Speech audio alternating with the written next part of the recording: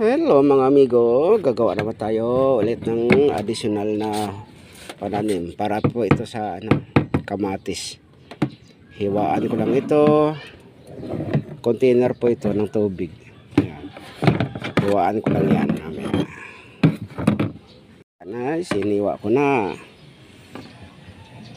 Lalagyan ko ito ng lupa. Bago yan, butas-butasan ko muna ito para makalusot yung tubig. Okay, lupa na.